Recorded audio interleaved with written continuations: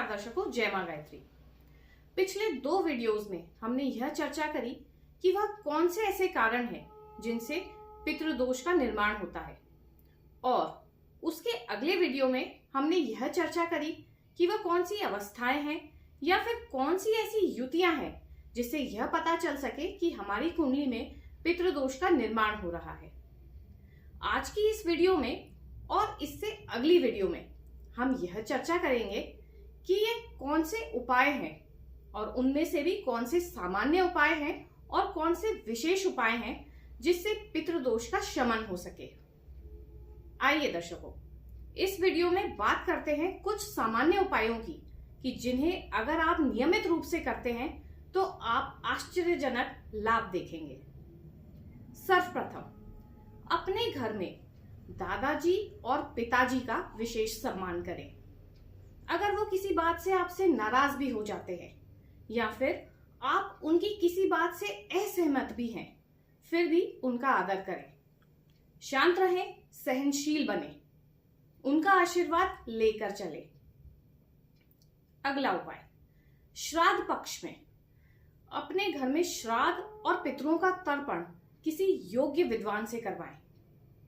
घर में प्रतिदिन घी का दीपक पितरों के निमित्त अवश्य लगाएं और इसके साथ ही 21 बार इस मंत्र का जाप अवश्य करें।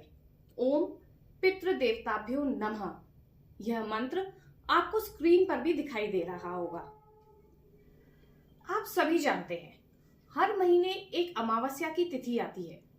यह अमावस्या तिथि पितरों के लिए विशेष महत्वपूर्ण होती है। इस अमावस्या तिथि पर अगर आप किसी भी निर्धन व्यक्ति को, कहने का तात्पर्य यह है कि किसी भी गरीब व्यक्ति को अगर आप यथासंभव भोजन करा सकें और उसका फल पितरों के निमित्त करें तो यह भी विशेष लाभकारी उपाय है। अमावस्या तिथि से एक बात और है, वैशाख की अमावस्या, भाद्रपद की अमावस्या और माघ की अमावस्या विशेष महत्वपूर्ण होती है। इस दिन कपड़े का दान और अन्न का दान विशेष लाभकारी होता है। अगर आप नियम बना लें कि प्रतिदिन प्रातःकाल एक निश्चित समय पर अगर आप सूर्य को अर्घ दें तो यह भी पितृदोष का शमन करने में बहुत मदद करता है। एक निश्चित समय पर और एक निश्चित मात्रा में अगर आप गायत्री मंत्र का जाप प्रतिदिन करें तो यह भी आश्चर्यजनक लाभ देता है। आप देखेंगे कुछ ही हफ्तों में आप खुद को बड़े बड़े कष्टों से मुक्त होता पाएंगे। अगला उपाय विशेष कारगर और सरल है। प्रतिदिन भोजन करने से पहले अपनी पहली रोटी का कुछ हिस्सा अलग कर लें और वह हिस्सा प्रतिदिन गाय या फिर पक्षियों को खिला दें। पितृपक्ष के समय अगर आप ब्राह्मणों को भोजन कराते वक्त अगर पितृ स्तोत्र ऋषि रुचि द्वारा निर्मित पितृ स्तोत्र का पाठ करते हैं तो यह भी रामबाण का काम करता है। प्रतिदिन पितृपक्ष में इस स्तोत्र का पाठ करने से पितृ वर्ष पर्यंत तृप्त रहते हैं। वर्ष पर्यंत आपके घर में धन धान्य समृद्धि की कोई कमी नहीं रहती एवं कष्टों से भी मुक्ति मिलती है। बढ़ते हैं अगले उपाय की ओर। घर में जब भी आपकी कोई भी मांगलिक कार्य हो तो पितरों का स्मरण करना न भूलें। मांगलिक कार्य के दौरान अगर कोई यज्ञ या हवन हो तो उसमें पितरों के निमित्त आहुति अवश्य दें।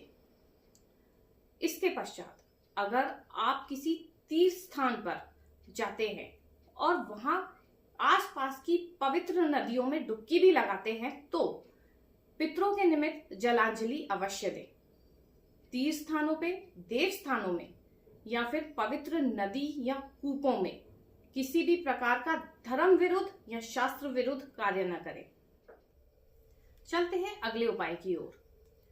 प्रयत्न करें कि जीवन में एक बार पितरों का श्राद्ध और तर्पण गया जाकर अवश्य करें।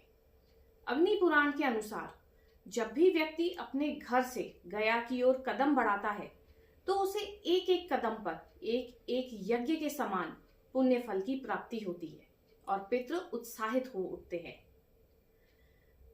श्राद्ध पक्ष में भगवत गीता का पाठ, खास करके 7वें अध्याय का पाठ विशेष कारगर उपाय है।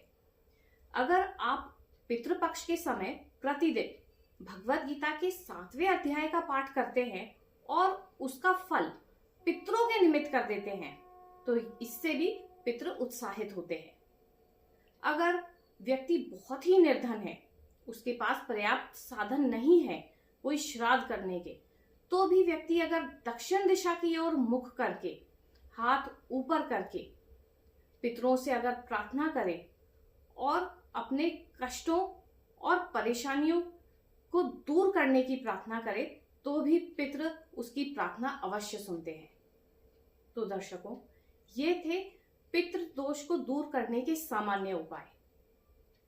अगले वीडियो में हम बात करेंगे पितृ दोष के कुछ विशेष उपायों के बारे में।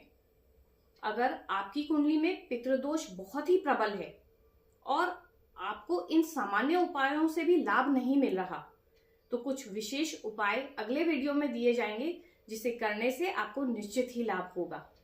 उम्मीद करती हूँ आपको मेरे द्वारा दी गई ये जानकारी पसंद आई होगी। हमेशा की तरह आपके कमेंट्स का इंतजार रहेगा।